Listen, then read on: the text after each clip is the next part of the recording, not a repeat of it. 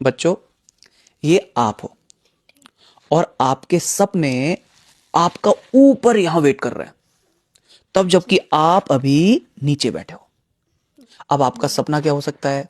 School exam में अच्छे marks लेके आना, किसी कंपटीशन को जीतना, या फिर करियर में कुछ अच्छा बनना, कोई गेम को जीतना, है ना?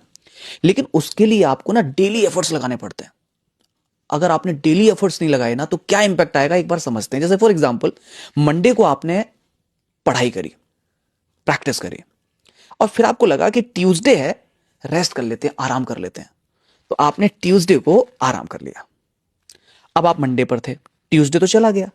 अब आप मुझे बताओ, वेडनेसडे तक पहुंचने में आपको मेहनत ज्यादा लगेगी ना? थोड़ा मुश्किल लग रहा है ना पहुंचना यहां पर। फिर आपको लगा कि नहीं नहीं, एक काम करते हैं, वेडनेसडे को भी रेस्ट कर लेते हैं। तो जैसे ही आपने वेडनेसडे को भी रेस्ट कर लिया, ये लीजिए रेस्ट हो गया। अब आप मुझे बताइए, आप जब यहां हो, अब ऊपर पहुंचना आपके लिए मुश्किल हो गया या नहीं हुआ मुश्किल? तो सोचो, अगर आपने और भी पढ़ाई नहीं करी, आपने और भी प्रैक्टिस नहीं करी, एक और दिन वेस्ट कर लिया, अब आप मुझे बताओ, यहां से यहां तक पहुंचना ऑलमोस्ट इम्पॉसिबल है या नहीं है?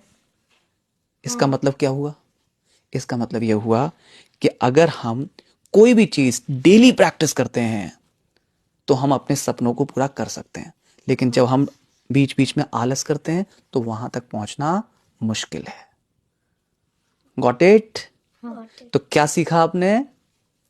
कि हमें डेली प्रैक्टिस करनी है। यस, कि हमें डेली प्रैक्टिस करनी है, डेली पढ़ाई करनी है। पक्का? इसी बात पर हाई फाइव।